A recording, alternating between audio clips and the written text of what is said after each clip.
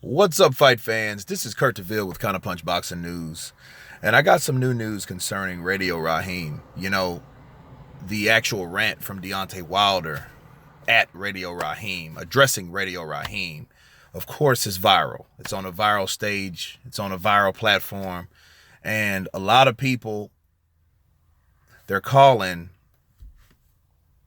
Radio Raheem a coon, Uncle Tom, and, derogatory things. Rihanna's on Deontay Wilder's page right now, along with other celebrities backing him up. But, I feel now that it's at a platform to this magnitude of what Deontay was talking about.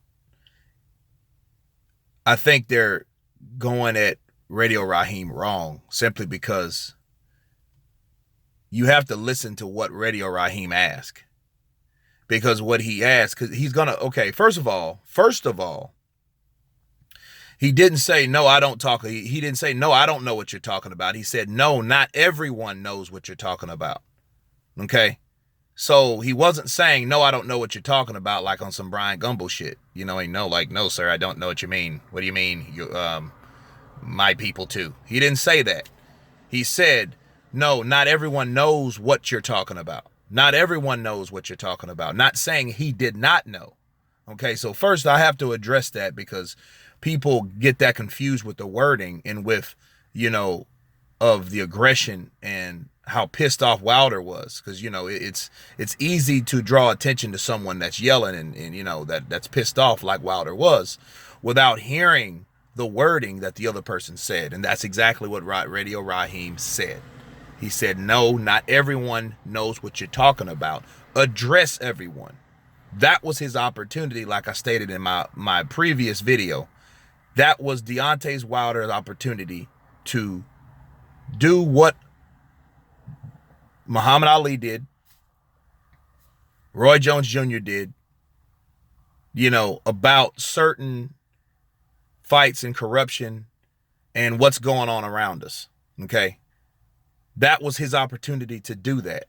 But of course, he just came from a heated press conference with Tyson Fury, a shuffling match. He was pissed off. He was emotional. He's an emotional guy anyway.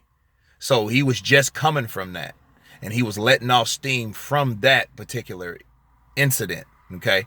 So, yeah, it came off. Yeah, he could have handled that better. He should have handled that better. But it happened the way it happened.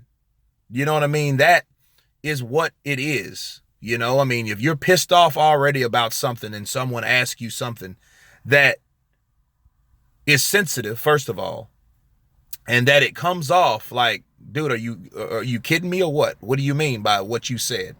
It's easy to feed into that. You know what I'm saying? But Radio Raheem was just doing his job. He was just doing his job, but at the same point, Radio Raheem is a hard-working black reporter, okay? From Seconds Out, he travels all over the world. He does his job accordingly. People don't know what Radio Raheem's background is, his political thoughts, and views are. They don't know anything about the brother. You know what I mean? In fact, if you Googled him, you would know who the hell he was, as opposed to just calling this man a coon and Uncle Tom for doing his damn job. Radio Raheem was doing his job at the end of the day, and think about it. Radio Raheem, come on now. If he was an Uncle Tom, you think Uncle Toms call themselves Radio Raheem after Do the Right Thing, which was a controversial movie in the early 90s? You know what I mean? That showed about diversity and wrongdoing, exactly what Deontay Wilder should have been expressing to the press when he had the opportunity to do so. That's what I'm talking about. When you act out of your character, become all unglued like that. Again, I know why he was pissed off, but he should have and could have done that better. You know what I mean? I'm not shitting on Deontay Wilder. I'm not doing that. You know what I mean? But what I am saying, he could have handled that better. That was his opportunity, but he did come back in an interview after that.